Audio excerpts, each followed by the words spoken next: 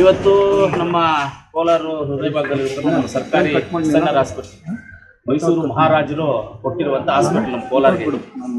ಇವತ್ತು ಏನಂದರೆ ಡೆಂಗು ತುಂಬ ಆಗ್ತಾ ಇದೆ, ಮಲೇರಿಯಾ ತುಂಬ ಆಗ್ತಾ ಇದೆ.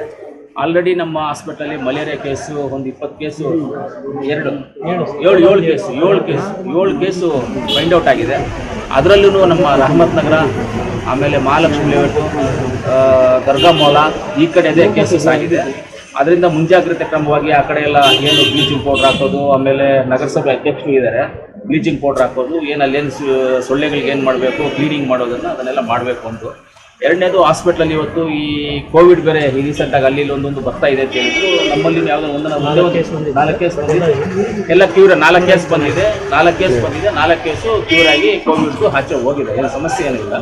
ಅದರಿಂದ ಮುಂಜಾಗ್ರತೆ ಕ್ರಮವಾಗಿ ನಾವು ನಗರಸಭೆ ವತಿಯಿಂದ ಏನು ತಗೋಬೇಕು ಅನ್ನೋದು ನಗರಸಭೆ ಅಧ್ಯಕ್ಷರಿದ್ದಾರೆ, ನಮ್ಮ DS ಜಗದೀಶ್ ಸರ್ ಹೋಗಿದ್ದಾರೆ, ಡಾಕ್ಟರ್ಸು ಎಲ್ಲರೂ ಇದ್ದಾರೆ ಇಲ್ಲಿ. ಅದರಿಂದ ಯಾವ್ಯಾವುದು ನಾವು ಏನು ಮಾಡ್ಕೋಬೇಕು ಮುಂಜಾಗ್ರತೆ ಕ್ರಮ, ಈಗ ಡೆಂಗು ಫೀವರ್ ಆಗ್ಬೋದು, ಮಲೇರಿಯಾ ಆಗ್ಬೋದು, ಕೋವಿಡ್ ಬಗ್ಗೆ ಆಗ್ಬೋದು, ಇದು ಪ್ಲಸ್ ಇಲ್ಲಿ ಸ್ವಚ್ಛತೆ ಬಗ್ಗೆ ಆಗ್ಬೋದು ಎಲ್ಲವೂ.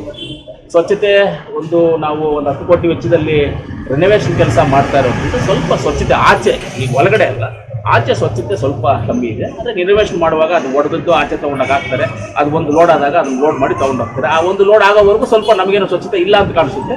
ಆದರೂ ಆಚೆ, ಒಳಗಡೆ ಎಲ್ಲ ಆಚೆ. ಆಮೇಲೆ ಟಾಯ್ಲೆಟ್ಸಿಂದ ಇಟ್ಕೊಂಡು ಎಲ್ಲ ರೂಮ್ಸಲ್ಲಿ ಎಲ್ಲಿ ಯಾರನ್ನೇ ಕೇಳಿದ್ರು ಒಳ್ಳೆ ಟ್ರೀಟ್ಮೆಂಟ್ ಇದೆ, ಚೆನ್ನಾಗಿದೆ ಅಂತೆಲ್ಲ ಹೇಳ್ತಾ ಇದ್ದಾರೆ. ಏನೇ ಆದ್ರೂ ಒಂದು ದಿವಸಕ್ಕೆ 1000ರಿಂದ 1200 ಔಟ್ ಪೇಷಂಟ್ಸು ಬರ್ತಾರೆ. ಅದರಿಂದ ಏನಾಗುತ್ತೆ ಅಂತ ಹೇಳಿದ್ರೆ ಪೇಷಂಟ್ಸು ಜಾಸ್ತಿ ಇದ್ದಾಗ ನಾವು ಮೇಂಟೈನ್ ಮಾಡೋದು ಸ್ವಲ್ಪ ರಿಸ್ಕ್ ಆಗುತ್ತೆ. ಸ್ವಲ್ಪ ಸಾರ್ವಜನಿಕರಲ್ಲೂ ಮನವಿ ಮಾಡ್ತೀವಿ, ಅಡ್ಜಸ್ಟ್ ಮಾಡಿಕೊಂಡು ಹೋಗ್ಬೇಕಾಗುತ್ತೆ. ಹಾಸ್ಪಿಟ್ಲಲ್ಲಿ ಯಾವುದು ಕೊರತೆ ಇಲ್ಲ, ಹೊಸ ಬಿಲ್ಡಿಂಗು ಕಟ್ಟಿ ಆಗಿದೆ, ಒಳ್ಳೆ ಹಾಸ್ಪಿಟ್ಲ್ ಆಗಿದೆ. ಇಷ್ಟರಲ್ಲಿ ಅದನ್ನು ಇನಾಗ್ರೇಷನ್ ಮಾಡಬೇಕು, ಮಾಡ್ತೀವಿ, ಹೊಸ ಬಿಲ್ಡಿಂಗ್ನು ಮಾಡ್ತೀವಿ. ಅದು ಒಳ್ಳೆ ಹಾಸ್ಪಿಟ್ಲ್, ICU ಎಲ್ಲ ಇವಾಗ ಅದಾಗಿದ ತಕ್ಷಣ ಈ ಕಡೆ ಶಿಫ್ಟ್ ಮಾಡ್ತೀವಲ್ಲ, ಶಿಫ್ಟ್ ಮಾಡಿ ಇವೆಲ್ಲ ರಿನೋವೇಷನ್ಸ್ ಬರ್ತದೆ. ಬ್ಯಾಲೆನ್ಸ್ ಆಗಿ ಒಂದು ಇಷ್ಟು ಶಿಫ್ಟ್ ಮಾಡಿ ಅಷ್ಟೆಲ್ಲ ರಿನೋವೇಷನ್ ಮಾಡೋದು. ಆ ಥರ ಇನ್ನು ಇಮಿಡಿಯೇಟಾಗಿ ಎಲ್ಲ ಮಾಡೋಕ್ಕಾಗಲ್ಲ, ಪೇಷಂಟ್ಸ್ ಇರ್ತಾರೆ, ಮಾಡೋಕ್ಕಾಗಲ್ಲ ಅನ್ನೋದು ಆ ಥರ ಇರೋದ್ರಿಂದ ಬೇರೆ ಏನೂ ಇಲ್ಲ, ಸಮಸ್ಯೆಗಳಂಥದ್ದು ಏನೂ ಇಲ್ಲ. ಎಲ್ಲ ಸ್ವಲ್ಪ ಸ್ಕ್ಯಾನಿಂಗ್ದು ಅದು ಎಲ್ಲ ನಮಗೇನಿದ್ರೆ ಮೇನ್ ಸ್ಕ್ಯಾನಿಂಗಿಗೆ ಆಚೆ ಅವರು ತುಂಬ ಬರ್ತಾರೆ ನಮಗೆ, ಅದೊಂದು ನಮ್ಗೆ ಸ್ವಲ್ಪ ರಿಸ್ಕು. ಇವಾಗ ನಾವು ಯಾರೇ ಬಂದರೂ ಬೇಡ ಅನ್ನೋಕ್ಕಾಗಲ್ವಲ್ಲ, ಫ್ರೀ ಅಲ್ವಾ ಇಲ್ಲಿ ಸ್ಕ್ಯಾನಿಂಗ್ ಆಚೆವ್ರು ಬರ್ತಾರೆ. ಯಾರು ಬಂದು ನಮ್ಮ ಕರ್ನಾಟಕದವ್ರಲ್ವಾ, ನಾವು ಬೇಡ ಅನ್ನೋಕ್ಕಾಗಲ್ಲ. ಆಂಧ್ರದವ್ರು ಬಂದರೂ ನಾವು ಬೇಡ ಅನ್ನೋಕ್ಕಾಗಲ್ಲ, ಮಾಡಿ ಕಳಿಸ್ಬೇಕು. ಪೇಷಂಟ್ಸ್ ಅಂತ ಬಂದಾಗ ಮಾಡಿ ಕಳಿಸ್ಲೇಬೇಕಾಗುತ್ತೆ. ಅದೊಂದು ಸ್ವಲ್ಪ ಜಾಸ್ತಿ ಟೈಮಿಂಗ್ಸ್ ಅಂದರೆ ಒಂದೊಂದು ಪೇಷಂಟ್ಗೆ ಟೈಮಿಂಗ್ಸ್ ನೋಡಿದ್ರೆ ವೆಯ್ಟಿಂಗ್ ಲಿಸ್ಟು ಜಾಸ್ತಿ ಆಗಿದೆ. ಖಂಡಿತವಾಗ್ಲೂ ಒಳ್ಳೆಯದಾಗುತ್ತೆ. ಮುಂದಿನ ದಿನದಲ್ಲಿ ಮೆಡಿಕಲ್ ಕಾಲೇಜ್ ಆಗುತ್ತಲ್ಲ, ಅದು ಮೆಡಿಕಲ್ ಕಾಲೇಜಿಗೆ ಆವಾಗ ಇಂಥ ಚಿಕ್ಕ ಪುಟ್ಟ ಸಮಸ್ಯೆಗಳು ಯಾವೂ ಬರೋದಿಲ್ಲ. ಅದೇ ಆ ಮಕ್ಕಳು, ಒಂದು ಮಗುನ ಯಾರೋ ಬಂದು ಬಿಟ್ಬಿಟ್ಟು ಹೋಗ್ಬಿಟ್ಟಿದ್ದಾರೆ. ಒಂದು ಮಗುನ ಹಾಸ್ಪಿಟ್ಲಿಗೆ ಸೇರ್ಸಕ್ಕೆ, ಮಗು ಹುಷಾರಿಲ್ಲ ಅಂತ ಸೇರ್ಸಕ್ಕೆ ತೊಗೊಂಡು ಬಂದು ಹಾಸ್ಪಿಟ್ಲಿಗೆ ಸೇರಿಸ್ಬಿಟ್ಟು ತಿರ್ಗಿ ಅವ್ರು ಎಸ್ಕೇಪ್ ಆಗ್ತಿದ್ದಾರೆ. ಅಷ್ಟೇ, ಎರಡಾಗಿ ಸೆಕ್ಯೂರಿಟಿ ಫೈಲಿಂಗ್ ಅಂತಲ್ಲ, ಅದು 2 ಪ್ರಾಬ್ಲಮ್ ನೋಡಿ. ಒಂದು ಮಗುನ ಅವ್ರ ಹಾಸ್ಪಿಟ್ಲಿಗೆ ಸೇರಿಸಿರೋದು, ಅವ್ರ ತಾಯಿ ಇಲ್ಲ, ಸತ್ತೋಗಿದ್ದಾರೆ ಅಂತ ಸುಮ್ಮನೆ ಹೇಳ್ಬಿಟ್ಟು ಹೋಗ್ಬಿಟ್ಟವ್ರೆ. ಎಲ್ಲ ಅಂದರೆ ಬರ್ತೀನಿ ದೊಡ್ಡ ಮಗುನ ಬಿಟ್ಬಿಟ್ಟು ಹೋಗ್ಬಿಟ್ಟು ಯಾರು ಏನು ಅಂತ ಗೊತ್ತಿಲ್ಲ. ಸರ್, ಚಿಕ್ಕ ಮಗು ಬಂದಾಗ ಆರೋಗ್ಯ ಸರಿ ಇಲ್ಲದಾಗ ನಾವು ಫಸ್ಟು ಆರೋಗ್ಯದ ಬಗ್ಗೆ ನೋಡ್ತೀವಿ, ಮಾತ್ರ ಅವ್ರ ಡಾಕ್ಯುಮೆಂಟ್ ಬಗ್ಗೆ ತೊಗೊಂಡೋಗಿ ಒಳಗಡೆ ಇಟ್ಕೊಂಡು ಮೊದಲು ಟ್ರೀಟ್ಮೆಂಟ್ ಸ್ಟಾರ್ಟ್ ಮಾಡಿ, ಆಮೇಲೆ ಏನೋ ಎಮರ್ಜೆನ್ಸಿ ಇದ್ದಾಗ ಆಧಾರ್ ಕಾರ್ಡ್ ಕೊಡಮ್ಮ, ವೋಟರ್ ID ಕೊಡು, ಇಲ್ಲ ಅದು ಕೊಡು, ಡಾಕ್ಯುಮೆಂಟ್ ಕೊಡು ಕೇಳ್ತೀವಿ. ಅಷ್ಟರಲ್ಲಿ ಇವ್ರು ಎಸ್ಕೇಪ್ ಆಗಿಬಿಟ್ರೆ ಒಂದು ವೇಳೆ ನಾವೇನೋ ನಿಲ್ಸ್ಕೊಂಡು ಅಂದ್ಕೊಳ್ತೀವಿ, ಮಗುಗೆ ಏನಾದರೂ ಹೆಚ್ಚು ಕಮ್ಮಿ ಆಯಿತು, ಅವಾಗ ಯಾರ ಮೇಲೆ ಆರೋಪ ಮಾಡ್ತಾರೆ? ಡಾಕ್ಟರ್ಸ್ ಮೇಲೆ. ಅವ್ರು ಏನು ಮಾಡ್ತಾರೆ, ಫಸ್ಟ್ ಮಗು ಬಂತ ಟ್ರೀಟ್ಮೆಂಟ್ ಸ್ಟಾರ್ಟ್, ಆಮೇಲೆ ಬೇಕಾದ್ರೆ ಡಾಕ್ಯುಮೆಂಟ್ ತೊಗೊಳ್ಳೋಣ ಅಂದ್ಕೊಳ್ತಾರೆ. ಅಷ್ಟರಲ್ಲಿ ಇವರು ಹೋಗಿ ಇನ್ನೊಬ್ಬರು ಬಂದು ಡೆಲಿವರಿ ಆಗಿದ್ದಾರೆ, ಟೀ ಕುಡಿದ್ಬಿಟ್ಟು ಬರ್ತೀನಿ ಅಂತ ಎಸ್ಕೇಪ್ ಆಗಿದ್ದಾರೆ. ಇಲ್ಲ, ಅದು ಟೀ ಕುಡಿದು ಬರ್ತೀನಿ ಅಂತ ಎಸ್ಕೇಪ್ ಆಗಿದ್ದಾರೆ, ಟೀ ಕುಡಿದು ಬರ್ತೀನಿ ಅಂತ ಎಸ್ಕೇಪ್ ಆಗಿದ್ದಾರೆ. ಅದೇನಂದ್ರೆ ಅವರು ಅನ್ಮ್ಯಾರಿಡ್ ಅನ್ಎಕ್ಸ್ಪೆಕ್ಟೆಡ್ ಆಗಿ ಏನೋ ಆಗಿದೆ, ಅವ್ರ ಮಗುನ ಇನ್ನು ಇದಾಗಲ್ಲ ಅಂತ ಬಿಟ್ಬಿಟ್ಟು ಹೋಗಿದ್ದಾರೆ. ಚಿಲ್ಡ್ರನ್ಸ್ ಹಾಸ್ಪಿಟಲ್ಗೆ ಮಾಡಿದ್ರು. ಅದಕ್ಕೆ ಇವತ್ತೆಲ್ಲ ನಾವು ಮಾತಾಡಿದ್ದೀವಿ, ಇನ್ಮೇಲೆ ಮಕ್ಕಳು ಹುಟ್ಟಿರೋ ಜಾಗದಲ್ಲಿ, ಬಾಣಂತಿರು ಇರೋ ಜಾಗದಲ್ಲಿ, ಪ್ಲಸ್ ಮಕ್ಕಳನ್ನ ಈ 7 ಮಂತ್ಸ್ 8 ಮಂತ್ಸಲ್ಲಿ ಆಗುವಂಥ ಮಕ್ಕಳನ್ನ ಸಪ್ರೇಟಾಗಿ ಅಂಥ ಜಾಗದಲ್ಲಿ ಯಾರನ್ನೂ ಬಿಡಬಾರ್ದು. ಯಾರನ್ನು ಬಿಡಬೇಕು ಅಂದರೆ ಅವರಲ್ಲಿ ಸಂಬಂಧಪಟ್ಟಿದ್ದವರೊಬ್ಬರಿಗೆ ID ಕಾರ್ಡ್ ಕೊಡಬೇಕು, ಅವ್ರು ಮಾತ್ರ ಒಳಗಡೆ ಬಂದು ಹೋಗ್ಬೇಕು. ವಿಸಿಟರ್ ಟೈಮ್ ಸಿಗ್ತೀವಿ ಇನ್ಮೇಲೆ. ವಿಸಿಟರ್ ಯಾವುದೇ ಪೇಷಂಟನ್ನು ನೋಡಬೇಕಂದ್ರೆ ವಿಸಿಟಿಂಗ್ ಟೈಮ್, ಓಕೆ, 4 ಗಂಟೆಯಿಂದ 5 ಗಂಟೆನೋ, ಡಾಕ್ಟರ್ಸು ವಿಸಿಟ್ ಇಲ್ಲದೇ ಇರುವಂಥ ಟೈಮಲ್ಲಿ ಆ ಟೈಮನ್ನು ಕೊಡ್ತೀವಿ. ಆ ಟೈಮಲ್ಲಿ ವಿಸಿಟಿಂಗ್ನ ಬಿಡೋದು, ಅದು ಒಳಗಡೆ ವಿಸಿಟಿಂಗ್ ಬಿಡೋದಿಲ್ಲ. ಆಮೇಲೆ ತಾಯಿಗೂ ಮಗುಗೂ ಇಬ್ಬರಿಗೂ ಟ್ಯಾಗ್ ಹಾಕಬೇಕು ಅಂತ ಇದು ಮಾಡಿದ್ವಿ, ಎಲ್ಲ ಆರ್ಡ್ರ್ ಮಾಡಿದ್ದಾರೆ. ಟ್ಯಾಕ್ಸ್ ಎಲ್ಲ ಆರ್ಡ್ರ್ ಮಾಡಿದ್ವಿ. ಅದು ಬಂದಾಗ ಟ್ಯಾಕ್ಸ್ ಹಾಕಿದ ಮೇಲೆ ಅವ್ರು ಕಿತ್ತಕ್ಕಾಗಲ್ಲ, ಅದು ಹಂಗಿರುತ್ತೆ, ಕ್ಯಾಮ್ರಾಸ್ ಇರುತ್ತೆ. ಆ ಥರ ಟ್ಯಾಕ್ಸ್ ಹಾಕಿ ಸ್ಕ್ಯಾನಿಂಗ್ ಮಾಡೋ ಥರ ಮಾಡಿ ಸೇಫ್ಟಿ ಮಾಡಿ. ಯಾಕಂದರೆ ಸರ್, ಏನಾದರೂ ಒಂದು ಚಿಕ್ಕ ಪುಟ್ಟ ಸಮಸ್ಯೆ ಬಂದಾಗ ಅದಕ್ಕೆ ಆಲ್ಟರ್ನೇಟ್ ಏನು ಅಂತ ನಾವು ಮಾಡೋಕ್ಕಾಗಲ್ಲ, ಕರೆಕ್ಟಾಗಿ. ಅಂತ ಒಂದು ಚಿಕ್ಕ ಪುಟ್ಟ ಸಮಸ್ಯೆ ಬಂದಿದೆ, ಅದು ಆಗಬಾರ್ದು, ಚಿಕ್ಕ ಪುಟ್ಟದ್ದು ಆಗಬಾರ್ದು ಅನ್ನೋ ಉದ್ದೇಶ ಏನಿದೆ. 2 ರೀತಿಯಲ್ಲಿ ನಾವು ಯೋಚನೆ ಮಾಡಬೇಕಾಗ್ತದೆ.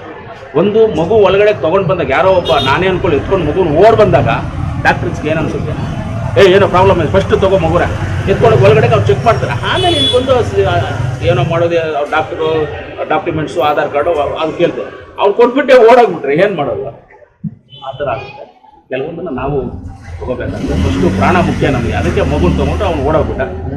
ಆಮೇಲೆ ಇನ್ನೊಬ್ಬರು ಗೊತ್ತಲ್ಲ, ಅದು ಮಗುನ ಇಲ್ಲೇ ಡೆಲಿವರಿ ಆಗಿ ಆ ಅಮ್ಮ ಎಸ್ಕೇಪ್ ಆಗಿ ಸ್ವಲ್ಪ ಬೇರೆ ಇದರಿಂದ ಹೋಗಿದ್ದಾರೆ. 2 ಮಕ್ಕಳನ್ನು ಇದಕ್ಕೆ ನಮ್ಮ ಮಹಿಳಾ ಮತ್ತು ಮಕ್ಕಳ ಕಲ್ಯಾಣಿಗೆ ಬೇಬಿಸ್ಗೆ ಇದಕ್ಕೆ ಒಪ್ಪಿಸಿದ್ದಾರೆ, ಅವ್ರ ಜವಾಬ್ದಾರಿ ಇದ್ದಾರೆ. ಸರಿ, ಡಿಸ್ಟಿಕ್ ಹಾಸ್ಪಿಟಲಲ್ಲಿ ಡಾಕ್ಟ್ರದ್ದು ಟೈಮಿಂಗ್ಸ್ ಏನಿದೆ? ಡಿಸ್ಟಿಕ್ ಹಾಸ್ಪಿಟಲಲ್ಲಿ ಡಾಕ್ಟರ್ ಟೈಮಿಂಗ್ಸು ಬಂದು ಬೆಳಗ್ಗೆ 9 ಗಂಟೆಯಿಂದ 4:15 5 ಗಂಟೆ ಟೈಮ್ ಇರುತ್ತೆ ಸರ್. ಹೌದು ಸರ್, ಇದಕ್ಕೆ ನಾನು ಬಂದಾಗ ಡಾಕ್ಟ್ರ್ ಇರಲಿಲ್ಲ, ನಾನು ಅಲ್ಲಿ ಕೂಗಾಡಿದೆ ಎಲ್ಲೇ ಡಾಕ್ಟ್ರ್ ಅಲ್ಲಿ ಇಲ್ಲಿ ಮಾತಾಡಿದೆ. ಆಮೇಲೆ ಅವ್ರ ಮೇಲೆ ರೌಂಡಲ್ಲಿ ಸರ್ ಅಲ್ಲಿದ್ದಾರೆ ಇಲ್ಲಿ ನೋಡೋಣ ಬನ್ರಿ ಅಂತ ಯಾರನ್ನ ಫೋನ್ ಮಾಡ್ತಾರೆ ನೋಡ್ಕೊಂಡು ಮೇಲೆ ಹೋದೆ ಪಾಪ ರೌಂಡ್ಸಲ್ಲಿ ನೋಡಿದೆ. ಅಂದರೆ ಸರ್ ಇಲ್ಲಿ ಬಯೋಮೆಟ್ರಿಕ್ ಇಲ್ಲ, ಅಟೆಂಡೆನ್ಸ್ ಅವ್ರು ಇಷ್ಟ ಬಂದಂಗೆ ಬರ್ತಾರೆ ಇಲ್ಲ. ಮೊದಲು ಇತ್ತು ಸರ್, ನೀವು ಹೇಳಿದ ಕಷ್ಟ ನಿಜಾನೇ, ಇದೇನು ರೂಟೇನಿಲ್ಲ. ಮೊದಲು ಅವ್ರು ಇಷ್ಟ ಬಂದಂಗೆ ನಾ ಅಟೆಂಡೆನ್ಸ್ ಹಾಕೋದು ಹೋಗೋದು ಅದೆಲ್ಲ ಇತ್ತು. ಇವಾಗ ಅದೆಲ್ಲ ಫುಲ್ಲು ಸ್ಟ್ರಿಕ್ಟ್ ಮಾಡಿದ್ದಕ್ಕೆ ಸ್ವಲ್ಪ ಆರೋಪಗಳು ಬರ್ತಾ ಇದ್ದಾವೆ. ನನಗೆ ಗೊತ್ತಿದೆ ವಿಚಾರ ಏನು ಅಂತ, ಯಾಕಂದರೆ ಅವ್ರನ್ನೆಲ್ಲ ಸ್ಟ್ರಿಕ್ಟ್ ಮಾಡಿದ್ದಾರೆ, ಬಂದು ಸೈನ್ ಮಾಡಿಬಿಟ್ಟು ಹೋಗುವಂಥವ್ರನ್ನ ಇಂಥವ್ರನ್ನ ಸ್ವಲ್ಪ ಸ್ಟ್ರಿಕ್ಟ್ ಆಗಿದೆ. ಅದರಿಂದ ಅಲ್ಲಿ ಇಲ್ಲಿ ಸ್ವಲ್ಪ ಆರೋಪಗಳು ನಮ್ಗೆ ಹಂಗೆ ಪ್ರಾಬ್ಲಮ್ ಹಿಂಗೆ ಪ್ರಾಬ್ಲಮ್ ಅಂತ ಹೇಳೋವಂಥದ್ದಿದೆ.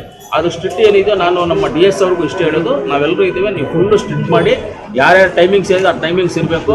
ಪ್ಲಸ್ ಅವ್ರು ತಮ್ಮ ಕೊಡೋದು ತಮ್ಮ ತೊಗೊಳೋದು ಇದನ್ನ ಸ್ಕ್ಯಾನಿಂಗ್ ಮಾಡಬೇಕು, ಅವ್ರು ಸೈನಿಂಗ್ ಮಾಡೋದು ತಮ್ಮ ಕೊಡೋದು ಏನಿದೆ ಒಂದು ಅದನ್ನು ನೀವು ಕ್ಯಾಮ್ರಾ ರೆಕಾರ್ಡ್ ಆಗಬೇಕು. In and out camera record camps ಅಂತ ಒಂದು ಹೊಸ ಅಟೆಂಡೆನ್ಸ್ ಸಿಸ್ಟಮ್, ಅದು ಮೊಬೈಲ್ ಬೇಸ್ಡ್ ಅಟೆಂಡೆನ್ಸ್ ಸಿಸ್ಟಮ್ ಇರುತ್ತೆ ಸರ್, ಲೊಕೇಶನ್ ಬೇಸ್ಡ್. ಅಂದರೆ ಅವ್ರು ಇಲ್ಲಿದ್ದರೆ ಮಾತ್ರ ಅಟೆಂಡೆನ್ಸ್ ಕೊಡೋಕ್ಕಾಗುತ್ತೆ, ಇಲ್ಲಿಂದ ಹೊರಗಡೆ ಅಟೆಂಡೆನ್ಸ್ ಕೊಡಲಿಕ್ಕೆ ಆಗಲ್ಲ. ಲೊಕೇಶನ್ ಬೇಸ್ ಅದು ಜುಲೈ 1 ಮಾಡ್ತೀವಿ ಸರ್. ನಮ್ಮ ಹಾಸ್ಪಿಟಲ್ ಆಲ್ರೆಡಿ ನಮ್ಮಲ್ಲಿ ಪರ್ಮನೆಂಟ್ ಸ್ಟಾಫ್ ಇದ್ದಾರೆ, ಎಲ್ಲರಿಗೂ ಕ್ಯಾಂಪ್ಸ್ ಇನ್ಸ್ಟಾಲ್ ಮಾಡಿ ಎಲ್ಲ ಇಂಪ್ಲಿಮೆಂಟ್ ಮಾಡಿದ್ದೀವಿ ಸರ್. ಪ್ರತಿ ದಿವಸ ನಾನು ಅದನ್ನು ಚೆಕ್ ಮಾಡಿ ಪ್ರಾವಿಷನ್ ಆಗಿದೆ, ಯಾರು ಎಷ್ಟೊತ್ತಿಗೆ ಬಂದಿದ್ದಾರೆ ಎಷ್ಟೊತ್ತಿಗೆ ಹೋಗಿದ್ದಾರೆ ಅವ್ರು ಚೆಕ್ ಮಾಡಿ ಅದೆಲ್ಲ ಮಾಡ್ತೀವಿ, ಒಂದೊಂದಾಗ ಸರಿಪಡಿಸ್ತೀವಿ. ಪ್ರೈವೇಟ್ ಆಂಬುಲೆನ್ಸ್ ಅವ್ರು ದಂಧೆ ಆಗಿದೆ, ಅದನ್ನು ನಾವು ಆಲ್ರೆಡಿ ಪೊಲೀಸ್ ತಂದಿದ್ದೀವಿ, ಅದೇನಿದೆ ಅದ್ರ ಮೇಲೆ ಕ್ರಮ ಆಗುತ್ತೆ.